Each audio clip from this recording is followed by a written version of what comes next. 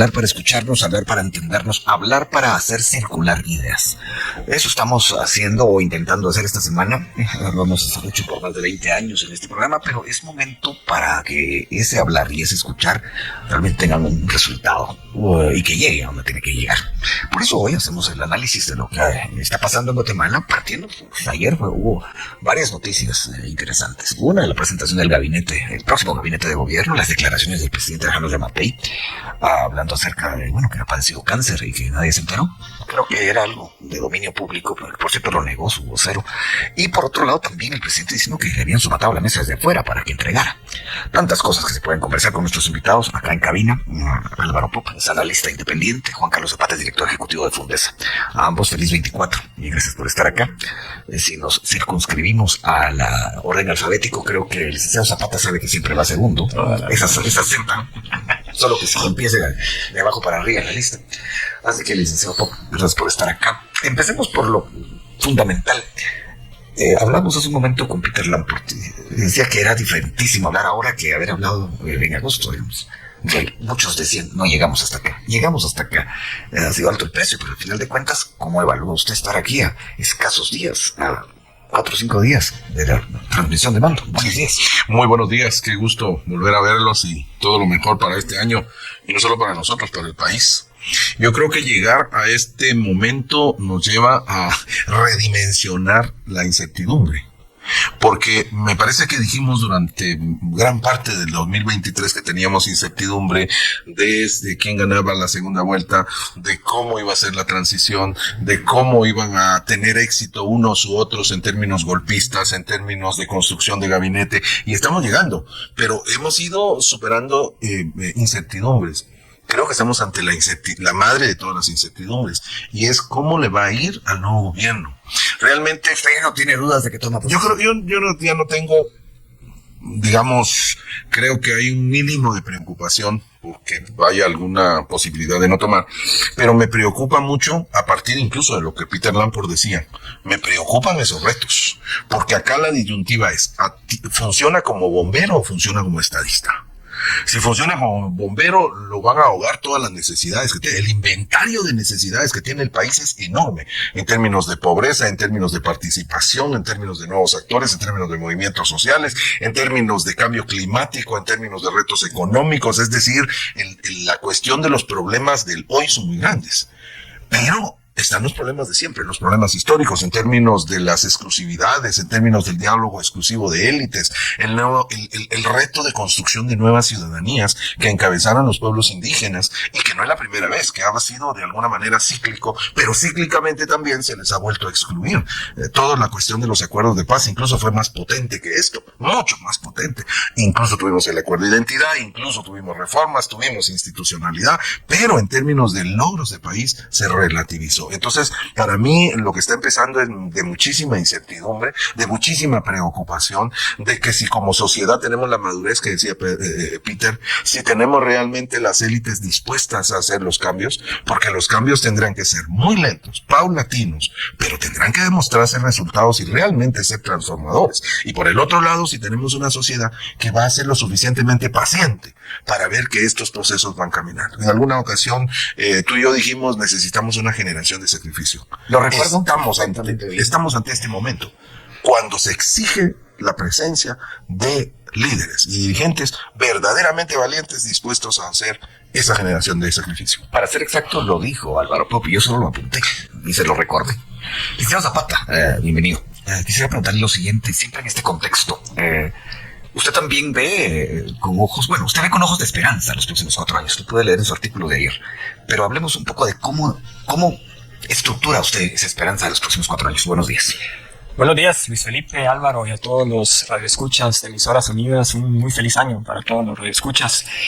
Creo que lo que mencionaba Álvaro de que Guatemala tiene retos importantes es cierto, y creo que hacia eso debemos fortalecer las capacidades institucionales que tiene el Estado para poder afrontar esos retos y transformarlo también en oportunidades para el país, porque definitivamente Guatemala, siendo un país con una población tan joven, 27 años, que es la edad promedio del país, tiene una capacidad muy importante que otros países ya no lo tienen. O sea, a otros países ya no les queda ese bono demográfico para poder avanzar y pensar en una esperanza.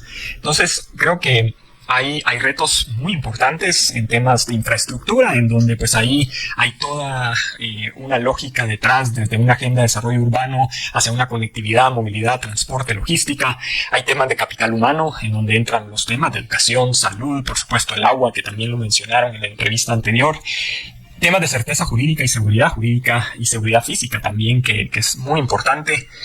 Pero que con lo que veíamos ayer en la presentación de un nuevo gabinete y con una transformación que se está teniendo de las propias instituciones hacia empezar a pensar en cómo Guatemala puede ir generando pequeños acuerdos hacia una mejor transformación, yo creo que Guatemala tiene muchas oportunidades de desarrollo económico y social, además de que tenemos la gran ventaja de que como país somos un país cercano a Estados Unidos. Eso pues es geográfico, es un accidente geográfico que tenemos que aprovechar, y la tendencia del nearshoring ya está ocurriendo. Las inversiones que vinieron a Guatemala de Yasaki, de Yashpaka, que ya está por inaugurar y empezar operaciones también en el país, y otras que van a seguir viniendo, creo que le puede dar a Guatemala una posición diferente de los últimos años y empezar a posicionar a Guatemala realmente como un hub logístico. Por supuesto, el tema de infraestructura, capital humano y certeza jurídica siguen siendo clave en esa agenda, y por eso va a ser importante el enfoque.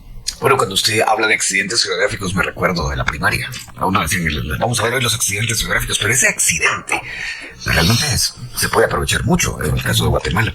Vamos a hacer la pausa, una pregunta para ambos, una para cada uno. Licenciado Papa, usted habló de la impaciencia. A muchos les preocupa eso, que hay demasiada impaciencia, demasiados rezagos, en algunos casos una expectativa demasiado grande. ¿Cómo podemos contribuir para que la gente realmente tenga más conciencia de lo que se puede y de lo que no se puede? Es una gran pregunta, porque las deudas históricas son demasiado históricas. Y demasiado grandes. Y demasiado grandes. Entonces, yo creo que la estrategia de Bernardo Arévalo tiene que ir en una dimensión de demostrar que está listo para hacer cosas transformadoras. Si no tienen en los primeros 100 días esto, la impaciencia se acelera. Es que insistir en que la deuda es demasiado histórica. Es decir, puede ser otra vez el engaño, otra vez la mentira, otra vez el decir mucho pero hacer poco. Entonces, tiene que tener una estrategia capaz de demostrar que está empezando con verdaderamente la voluntad de hacer transformaciones. Y eso puede disminuir esa impaciencia y reconocer que está teniendo buena voluntad. ¿No le puede abrir algunos frentes peligrosos? Esa actitud, de esa manera de entrar en... Por eso tiene que ser muy estratégico. Y yo creo que parte de la estrategia, que es la segunda recomendación que yo haría, es que necesita muy buenos operadores políticos.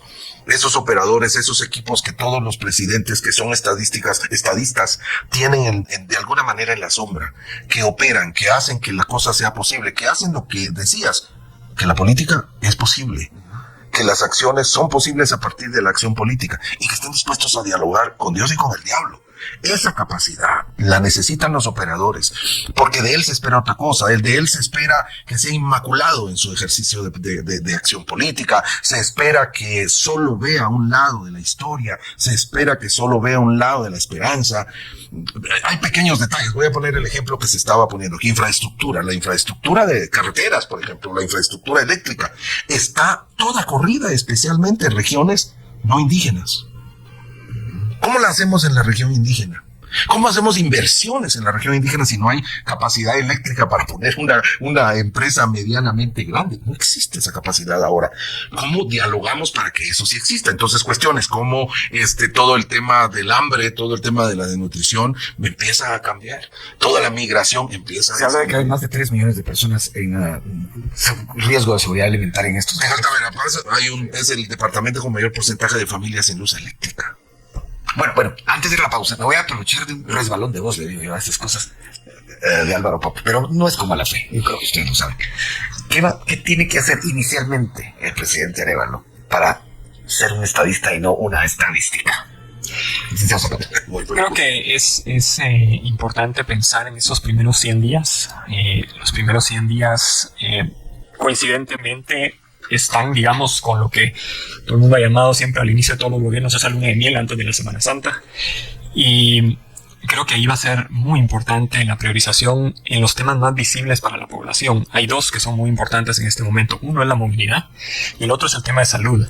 El tema de la movilidad probablemente no se puede hacer mucho tan rápido. Usted daba, por cierto, unos números muy claros ayer en su artículo. Sí, es que 200 kilómetros al año. Es que el crecimiento de nuestra red vial ha sido 201 kilómetros por año durante los últimos 25 años en promedio. Cuando debe ser 2000. Cuando deberíamos llegar a por lo menos 2000 kilómetros por año. Promedio regional. Y eso es a lo que podríamos aspirar para poder estar a la par del Salvador. Imagínense qué triste nuestra realidad, pero así es la realidad que tenemos. Entonces, cuando vemos eso, estamos claros que no se puede hacer en 100 días, no se puede mejorar, pero sí se puede empezar un proceso, por ejemplo, que ya lo ha mencionado el presidente electo, de empezar a trabajar con un OPS para poder subcontratar a obra pública dentro del Ministerio de Comunicaciones, o en los temas de salud, empezar a realmente dar resultados sobre los datos que ya se tienen de la compra de inventarios, porque efectivamente hay mucho que se puede mejorar en esos primeros 100 días de ciertos controles para poder tener mejores servicios hacia la población en los temas de salud.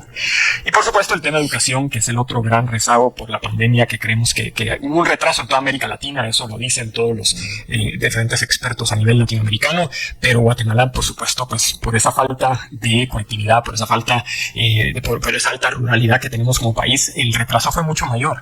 Y ahí sí tenemos que hacer un ejercicio como sociedad de empezar a invertir más en educación, aunque eso también sea un costo para las propias familias, de que los niños estudien más, que aprovechen más en el tiempo en las escuelas, pero que eso les va a rendir frutos positivos en su futuro.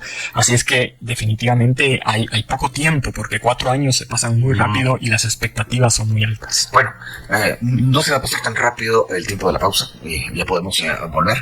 Y adelanto, vamos a platicar un poco del gabinete que se presentó ayer a eso de las 11 de la mañana por parte del binomio electo. Así que quédense por acá en emisora. Y bien, hasta aquí el video de hoy. Recuerden que ustedes tienen la última opinión, la cual pueden dejar en la cajita de comentarios. Dicho esto, nos vemos en el siguiente video. Adiós.